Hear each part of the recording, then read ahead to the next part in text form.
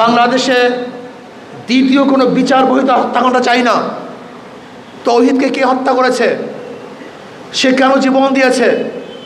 তাকে কেন হত্যা করা হলো? তার দোষটা কি ছিল? আর যদি দোষ হয় তাহলে বিচারকরা বিচার করবে, আদালত রায় দিবে। কিন্তু আমরা বাংলাদেশের দ্বিতীয় কোনো বিচার বহির্ভূত হত্যাকাণ্ড দেখতে চাই না। ইসলামী যুব আন্দোলন বাংলাদেশ কর্তৃক আয়োজিত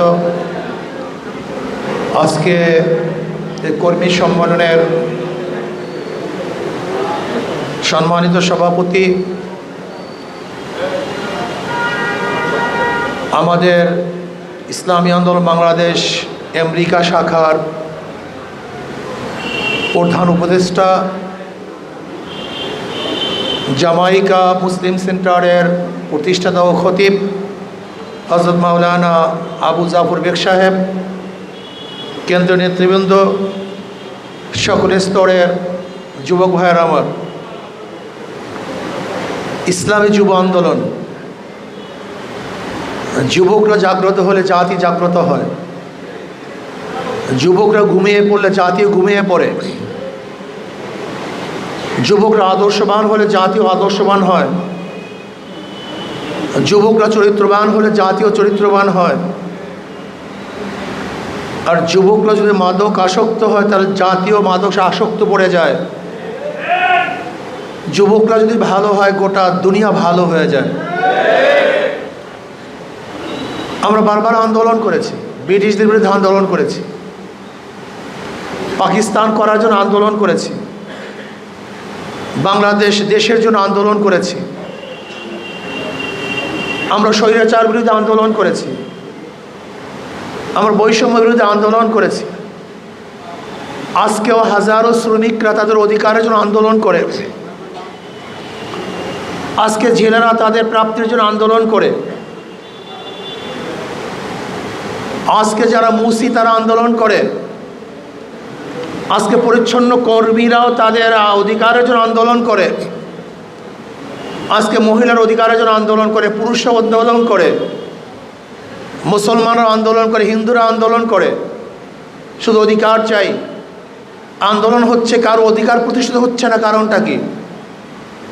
বৈষম্য দূর করতে চাই কিন্তু আসল বৈষম্য দূর হচ্ছে না। আমরা জুলুম, অত্যাচার, অবিচার বন্ধ করতে চাই কিন্তু আজও চলছে। গতকালকেও বিচারবিহীন হত্যাকাণ্ড, যেই কুমিল্লাতে বিচারবিহীন হত্যাকাণ্ড হয়েছে, এই হত্যাকাণ্ড বন্ধ করার জন্য তো আন্দোলন করেছিলাম। বাংলাদেশে দ্বিতীয় কোনো বিচার বহির্ভূত হত্যাকাণ্ড চাই না। তৌহিদকে কে হত্যা করেছে? সে কেন জীবন দিয়েছে? তাকে কেন হত্যা করা হলো?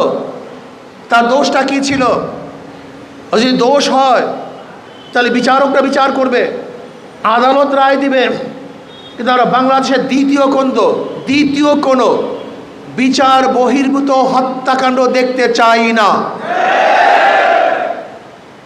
5ই আগস্টের পরে ঢাকা ইউনিভার্সিটিতে বিচার বহির্ভূত হত্যাকাণ্ড হয়েছিল। আবরার ফাহাদকে বিচার বহির্ভূত হত্যা করা হয়েছিল। সেই বিশ্বজিৎকে বিচার বহির্ভূত হত্যা করা হয়েছিল। এরকম একটা হত্যা আমরা দেখতে চাই না। আমরা চাই বিচারকদের স্বাধীনতা, বিচারকরা স্বাধীনভাবে বিচার করবে। যে দোষী সে শাস্তি পাবে, যে নির্দোষ তাকে জামিন দেওয়া হবে, তাকে বাঁচিয়ে দেওয়া হবে। কিন্তু সেই বিচার বিভাগ আজও আমরা সৃষ্টি করতে পারিনি। আজও আমরা মানুষের অধিকারকে প্রতিষ্ঠিত করতে পারি নাই। আজকেও শ্রমিক তাদের অধিকারের জন্য জীবন দেয়। আজকে আমার মা বোনেরা ধর্ষিতা হয়, আজকে আমার মা বোনের ইফটিজিংয়ের শিকার হয়, আজকে হাজারো শ্রমিক শ্রম দেওয়ার পরে ন্যায্য অধিকার থেকে বঞ্চিত হয়। আজকেও যোগ্যতা থাকা সত্ত্বেও চাকরি পাচ্ছে না।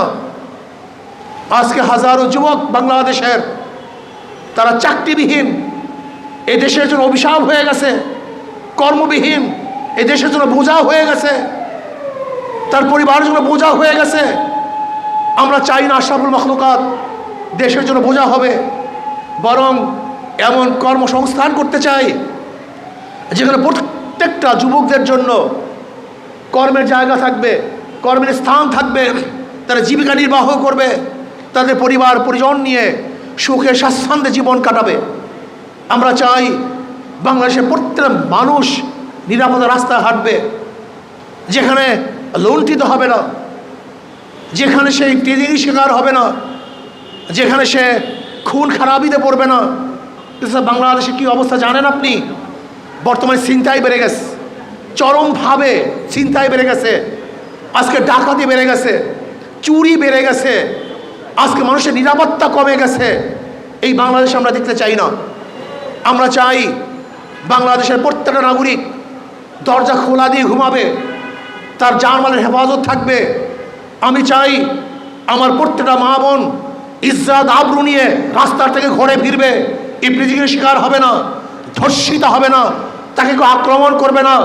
আমি চাই প্রত্যেকটা নাগরিক যে কোনো জায়গায় যাবে, আবার জানমালের নিরাপত্তার সাথে সে ঘরে ফিরে আসবে, তার জানমালের জাতের কোনো ক্ষতি হবে না। এরকম বাংলাদেশ আমরা চাই। আমরা দুর্নীতির বিরুদ্ধে আন্দোলন করেছিলাম, কিন্তু কোনো অফিস আদালতে কোনো দুর্নীতি কমে নেই, কোনো অফিস আদালতে কোনো ঘুষ কমে নাই, 1 টাকাও ঘুষ কমে নাই, বরং সে আগের অবস্থায় আছে। ঘুষ ছাড়া কাজ চলছে না, দুর্নীতি ছাড়া কোনো অফিস নাই। এই বাংলাদেশ আমরা দেখতে চাই না। আমরা একটা মানুষের বাংলাদেশ দেখতে চাই, যেখানে মানুষ বসবাস করবে, প্রত্যেকটা মানুষকে ভালোবাসবে, প্রত্যেকটা মানুষ তাদের সহযোগিতা করবে, তাদের দুঃখে কষ্টে দুঃখিত হবে, তাদের কষ্টে সে কষ্ট পাবে। এরকম একটা বাংলাদেশ আমরা দেখতে চাই। ওই উসিরুনা আলা আনফুসিহিম ওয়ালাউ কানা বিহিম খাসাসা, যেখানে নিজের চেয়েও ভাইকে প্রাধান্য দিবে। এরকম একটা বাংলাদেশ আমরা দেখতে চাই। আমরা দেখতে চাই প্রত্যেকটা ধার্মিক তার ধর্ম পালন করবে, মুসলমান তার ধর্ম পালন করবে, হিন্দুরা তার ধর্ম পালন করবে, খ্রিস্টানরা ধর্ম পালন করবে। প্রত্যেকটা ধার্মিক আনন্দের সাথে তাদের ধর্ম পালন করবে। সে একটা দেশ আমরা বাংলাদেশ হিসাবে দেখতে চাই। আমরা কি দেখতে চাই? কোনো ক্ষুধার্ত মানুষ বাংলাদেশে দেখতে চাই না, বস্ত্রহীন একটা মানুষ দেখতে চাই না, ঘরহীন একটা জনগণ বাংলাদেশে দেখতে চাই না, চিকিৎসাবিহীন একটা মানুষ মারা যাক এই বাংলাদেশ আমরা চাই না। আমরা চাই না আমাদের কোনো বাচ্চারা অশিক্ষিত থাকবে, এরকম বাংলাদেশ আমরা চাই না। বাংলাদেশের প্রত্যেকটা নাগরিক শিক্ষিত হবে, প্রত্যেকটা নাগরিক উচ্চশিক্ষায় শিক্ষিত হবে। আমাদের গরিব মেধাবীরা বিনা পয়সায় উচ্চ ডিগ্রি অর্জন করবে, সরকার সেই ব্যবস্থা করবে। সেই বাংলাদেশ আমরা দেখতে চাই। আমরা বাংলাদেশ কোন বাংলাদেশ দেখতে চাই? বিধবারা যেন ক্ষুধার্ত অবস্থায় না থাকে, সরকার যেন আমার বিধবা মা বোনের কাছে সমস্ত খাদ্য অন্ন বস্ত্র প্রদান করে। আমি চাই এতিম মিসকিনদের যেন নিজেদের উপর নিজেরা বোঝা না হয়, বরং একজন এতিমকে, একজন মিসকিনকে সরকার লালন করবে, পালন করবে, তার সমস্ত দায় দায়িত্ব গ্রহণ করবে। এটা আমরা চাই। আমরা চাই সাংবাদিকরা বস্তুনিষ্ঠ সংবাদ পরিবেশন করবে, যেখানে দালালি থাকবে না, যেখানে হলুদ সাংবাদিক থাকবে না, যেখানে মিথ্যাকে সত্য, সত্যকে মিথ্যা করা হবে না, যেখানে বস্তুনিষ্ঠ সন্ত্রাস পরিবেশিত হবে, যেটা সত্য সেইটা প্রকাশ হবে, যেটা মিথ্যা সেটা প্রকাশিত হবে না। এরকম সংবাদপত্র আমরা দেখতে চাই। আমরা চাই অফিসারগুলি মানুষ বান্ধব অফিসার হবে, মানুষ বান্ধব, যারা জনগণকে সেবা করবে, আদর করবে, শ্রদ্ধা করবে, সম্মান করবে। একজন অফিসার যেন বুঝে যে আমি এই পাবলিকের টাকায় এদের ভ্যাট, এদের ট্যাক্স, এদের টাকায় আমি জীবিকা নির্বাহ করি, এরা আমাকে দেয়, আমি নেই, কাজে এরা শ্রদ্ধার পাত্র। একজন পাবলিক, একজন জনগণ, তার টাকায় আমি আমার জীবিকা নির্বাহ করি, আমার পরিবার পরিচালনা করি, কাজে পাবলিককে সম্মান করতে হবে, শ্রদ্ধা করতে হবে। এরকম মেজাজি অফিসার আমি চেয়ারের মধ্যে দেখতে চাই। আমি কি দেখতে চাই? আমি দেখতে চাই প্রত্যেকটা মৎস্যজীবী তারা যেন তাদের স্বাচ্ছন্দ্যে জীবিকা নির্বাহ করতে পারে।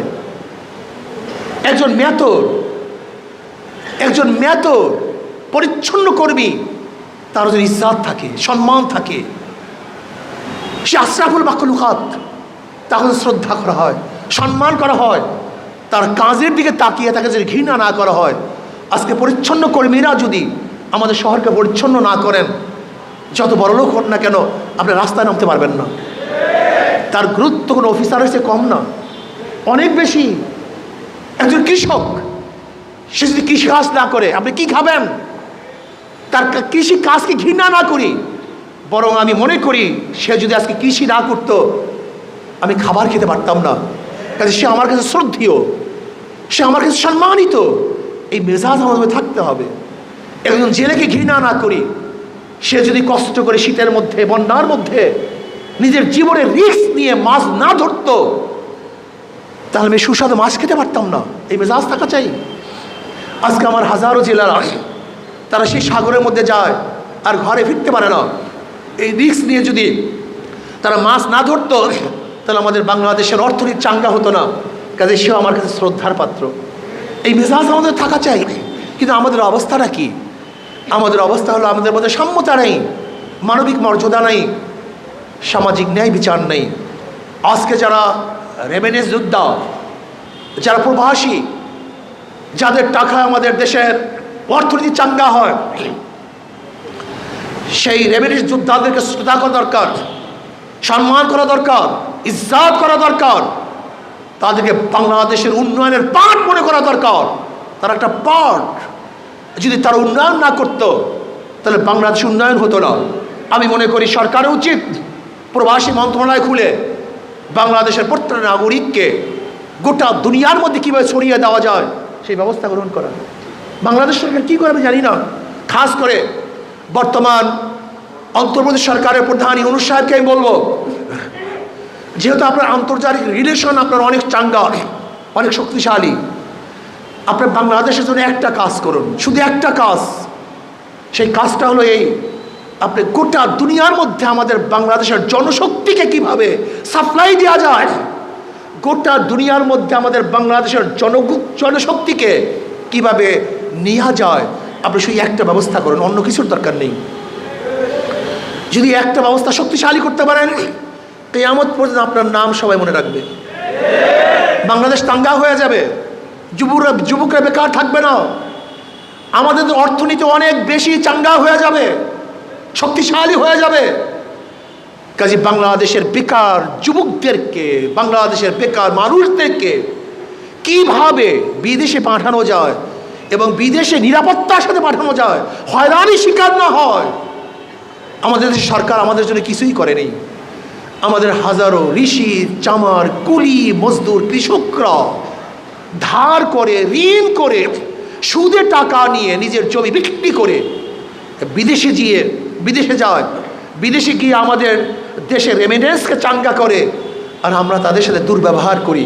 শুধু কি তাই, বাংলাদেশের যে রাষ্ট্রদূতগুলি আছে বিদেশে, আমাদের দেশের কোনো প্রবাসীরা বিপদে পড়লে তাদের সাথে ভালো ব্যবহার করে না। আমি নিজে সাক্ষী, ভালো ব্যবহার করে না, শ্রদ্ধা করে না, সম্মান করে না। আপনি কি জানেন বাংলাদেশের একজন শ্রমিকের যেই দাম, অথচ ভারতের শ্রমিকরা একই কাজ করবে তার চেয়ে কম কাজ করবে, তাদের বেতন বেশি। এর কারণটা কি? বাংলাদেশের একজন প্রফেসর, ডক্টর, ভালো সাবজেক্ট পড়াবে বিদেশে, তার বেতন, এবং ইন্ডিয়ান যদি একজন প্রফেসর একই সাবজেক্ট পড়ায়, তার বেতন অর্ধেকেরও কম। শুধু বাংলাদেশে হওয়ার কারণে। জানেন না আপনারা অনেকেই, এই খবর কিন্তু অনেকের নেই, আপনাদের অনেকের নাই। একই দোকানে চাকরি করবে, একই মানের চাকরি, যদি অন্য দেশের হয় তার বেতন অনেক বেশি, যদি বাংলাদেশি হয় বেতন অনেক কম। আশ্চর্য বিষয়। গোটা দুনিয়ার সাথে আমাদের রিলেশন খুবই খারাপ, আন্তর্জাতিক রিলেশন খুবই খারাপ, সম্পর্ক খুবই খারাপ, বৈদেশিক সম্পর্ক আমাদের মধ্যে খুবই দুর্বল। কাজে ডক্টর ইউনূস সাহেবকে বলি, আমাদের রেমিটেন্স যোদ্ধারা যেখানে যেখানে দুর্বল অবস্থা আছে, হেয় অবস্থায় আছে, আপনি কিভাবে তাদেরকে চাঙ্গা করতে পারেন? আমাদের বাংলাদেশের প্রফেসররা যারা যাবে, ডাক্তাররা যারা যাবে, ইঞ্জিনিয়াররা যারা যাবে, তারাও যেন ভিন্ন দেশের ইঞ্জিনিয়ারদের মর্যাদা ভোগ করতে পারে, একই বেতনে চাকরি করতে পারে, সেই ব্যবস্থা করে করতে হবে। আপনি সেই আইন পাশ করুন আন্তর্জাতিকভাবে, সেই কাজটা আপনি করুন। যদি এই কাজটা করতে পারেন, তাহলে ইনশাআল্লাহ অবশ্যই বাংলাদেশ অনেক ডেভেলপ হয়ে যাবে। যুবক বন্ধুরা, আসো চরিত্র গঠন করো। আল্লাহ পাক কালামে পাকের মধ্যে ফরমান, কু আনফুসাকুম ওয়া আহলিকুম নারা। নিজে বাঁচো, সমাজকে বাঁচাও। নিজে বাঁচো, আহালকে বাঁচাও। নিজে ভালো হও, অন্যকে ভালো বানাবার চেষ্টা করো। আমি বিশ্বাস করি যুব আন্দোলন যদি চাঙ্গা হয় তাহলে দেশ চাঙ্গা হবে। যুব আন্দোলন শক্তিশালী হবে, দেশ শক্তিশালী হবে। যুব আন্দোলন যদি আঙ্গুল তুলে তাহলে ভারত আমাদের দিকে আঙ্গুল তুলতে পারবে না। যদি যুব আন্দোলন ভারতের দিকে চক্ষু উঠায় তাই ভারত আমাদের দিকে চক্ষু উঠাতে পারবে না। যদি যুব আন্দোলন হুঙ্কার ছাড়ে ভারতের কেউ আমাদের হুঙ্কার ছাড়তে পারবে না। কয়েকদিন আগে ভারতের লোকজন বলছে জয় শ্রীরাম, আর আমাদের বাংলাদেশ থেকে আওয়াজ দিয়েছে নারায়ে তাকবীর, আল্লাহু আকবার। যখন আল্লাহু আকবার ধ্বনি দিয়েছে ওরা পালাতে বাধ্য হয়েছে। ইনশাআল্লাহ আমরা যদি আল্লাহু আকবার ধ্বনি দিতে পারি তাহলে গোটা দুনিয়ার থেকে সমস্ত বামদেরকে, রামদেরকে ধ্বংস করে ইসলামের পতাকা, কালেমার পতাকা উত্তোলন করা সম্ভব হবে ইনশাআল্লাহ। আসো, নির্বাচন আসতেছে, মূল কাজ দাওয়াত। মূল কাজ কি? একজন মুসলমান দাওয়াত ছাড়া থাকতে পারে না। নবী আলাইহিস সালাতু ওয়াস দাওয়াত দিতে গিয়ে হীন এমন কোনো কষ্ট নাই যে কষ্টে তিনি স্বীকার করেন নাই। এমন কোনো কষ্ট নাই যে এই কষ্ট তিনি ভোগ করেন নাই। তিনি দাওয়াত দিতে গিয়ে দাম শহীদ করেছেন, দাওয়াত দিতে গিয়ে রক্ত ঝরিয়েছেন। আর তুমি আমি দাওয়াত দিতে গিয়ে ঘর থেকে বের হই না, সামান্য ঘাম ঝরাই না, রক্ত ঝরাই না, আমাদের জুতাওকে ক্ষয় করি না। তুমি নবীর উত্তম উত্তরসূরি হতে পারো না। এই নবী আলাইহিস সালাম দাওয়াত দিতে গিয়ে নিজের ঘর ত্যাগ করে হিজরত করতে বাধ্য হয়েছেন। সাহাবারা এই দাওয়াত দিতে গোটা দুনিয়ার মধ্যে ছড়িয়ে পড়েছেন। আমি যুব আন্দোলনকে বলবো আজকের থেকে মেজাজ দাওয়াতই করো। এমন কোনো মানুষ যেন না থাকে যে দাওয়াত থেকে মাহরুম হয়। প্রত্যেকের কাছে কাছে দাওয়াত নিয়ে যাও, প্রত্যেকের ঘরে ঘরে দাওয়াত নিয়ে যাও। দাওয়াত ইসলাম আসলে কি হবে? এই যে এইমাত্র বক্তৃতা করেছি, ইসলাম আসে সাম্য, মানবিক মর্যাদা, সামাজিক ন্যায়, বিচার প্রতিষ্ঠিত হবে। প্রত্যেকটা মানুষ তাদের অধিকার নিয়ে বাঁচতে পারবে। পুরুষ, মহিলা, হিন্দু, বৌদ্ধ, খ্রিস্টান, যত ধর্মের মানুষ আছে সবাই সমানভাবে ধর্ম পালন করতে পারবে। ইসলাম হুকুমত আসলে জানমাল, ইজ্জত, আবরু, নিরাপত্তা প্রদান করা হবে। ইসলাম আসলে কেউ খাবে কেউ খাবে না তা হবে না। কেউ থাকবে 10 তলায়, কেউ থাকবে নিচতলায়, তা হবে না। খোলা আকাশের নিচে কোনো মানুষ থাকবে না ইনশাআল্লাহ। কাজে আসি ইসলাম হুকুমত কায়েম করি, দাওয়াত দেই, সবাই কাছে কাছে যাই। নির্বাচন আসতেছে, ওই যে শান্তির প্রতি হাত পাখা, যারা নৌকা নির্বাচন করে, যারা নৌকায় নির্বাচন করে তারা নৌকা চালাতে পারে না। যারা নাঙ্গলে নির্বাচন করে তারা নাঙ্গল বইতে পারে না। যারা ধানে নির্বাচন করে ধান কাটতে পারে না। যারা কুঠার কাস্তে নির্বাচন করে তারা লাকড়ি ফাটতে পারে না। কিন্তু হাত পাখা এমন এক প্রতীক যে নিয়ে নির্বাচন করে সেও চালাতে পারে। যারা নির্বাচন করে তারাও চালাতে পারে, পুরুষরাও চালাতে পারে, মহিলারাও চালাতে পারে, হিন্দুরাও চালাতে পারে, মুসলমানরাও চালাতে পারে, গরিবরা চালাতে পারে, ধনীরা। এই প্রতীক হলো হাত পাখা, শান্তির প্রতীক। কারেন্ট ফেল করে, হাত পাখা ফেল করে না। কারেন্ট যেতে পারে, হাত পাখা আমি ছেড়ে যায় না। বিছানায় অন্য কোনো মার্কা না থাকলেও মানুষ আদর করে বুকের উপরে হাত পাখা নিয়ে ঘুমাতে থাকে, কথা ঠিক না? এই প্রতীক শান্তির প্রতীক, প্রতীক শান্তির প্রতীক। আমি বিশ্বাস করি হাত পাখা যদি বিজয় হয় এই জনগণ বিজয় হবে, হাত পাখা বিজয় হয়ে দেশ বিজয় হবে, হাত পাখা বিজয় হয়ে জাতি বিজয় হবে, হাত পাখা বিজয় হলে ইসলাম বিজয় হবে, হাত পাখা বিজয় হলে মানবতা বিজয় হবে। কাজে আসুন, আগামী দিনের রাষ্ট্র হবে, দেশ হবে কোন দেশ? ইসলামের দেশ। আগামী রাষ্ট্র হবে হাত পাখার দেশ। সব মার্কা দেখা শেষ, হাত পাখার বাংলাদেশ। সব মার্কা দেখা শেষ, হাত পাখার বাংলাদেশ। ডিজিটাল বাংলা দেখেছি, সবুজ বাংলা দেখেছি, সোনার বাংলা দেখেছি, স্মার্ট বাংলা দেখেছি। আর কোনো বাংলা দেখতে চাই না। এবার হবে ইসলামী বাংলা ইনশাআল্লাহ। কাজে আল্লাহ আমাকে এবং আমাদের সবাইকে হাত পাখা প্রতীকে নির্বাচন করে ইসলামকে বিজয় করার তৌফিক দান করেন। ওমা আলাইনা ইল্লাল বালাগ। বিগত